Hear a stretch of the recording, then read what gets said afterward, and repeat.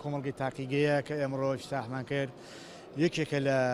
هەر گەورەترین چ لەسەر ئاستی کوردستان دەشتوانە بڵم سەر ئاستی ناوچەکەش لە ڕووی بیناوە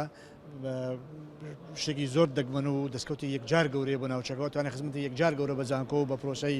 ئەکادمی و زانستی لە منتەقەکە بکە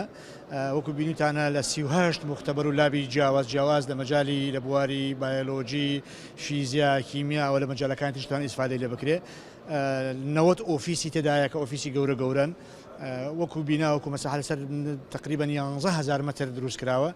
بە شێوەیەکی گشتی دەستکەوتی یەکجار گرنگەوەتوانە ڕۆڵی گرنگیە بێت لە پەرەپێدان و گەشەپێدانی هەم زانستن لە مەجالەکانی تری تاقیکردنەوە لە تەواوی ناوچەکە وەکو کەمپی زانکۆ پرۆژەکان ئەتوانم بڵێم خۆناغێکی باشی بڕیوە هەندێکیان وەکو ئەم بینایە پێویستی بە تەجهیز هەیە هەندێکیان مەرحەلەی باشیان بڕیوە وەکو بینای سەرۆکایەتی زانکۆ و بنکەی تەندروستی و چەند بنکەیەکی تریشمان هەیە خۆناغی باشیان بڕیوە حکوومەت هەرێمی کوردستان لە هەنگاوی هەیەکە ئەوەی کە سەروی 70% تەواو بووە تەواوی بکات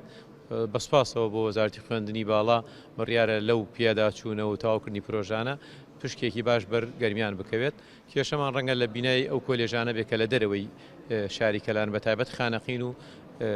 کفری بینایان هەیە بەڵام بینای مڵکی زانکۆیان نییە هەوڵە دەین لە داهاتووە هەم لە ڕێگەی وەزارەتی خوێندنی باڵاوە هەم لە ڕێگەی جێتەمانیەکانی ترەوە ئەو پرسە وردە هەنگاوی بوونی شوێنی تایبەتیان بۆ دابین بکەین.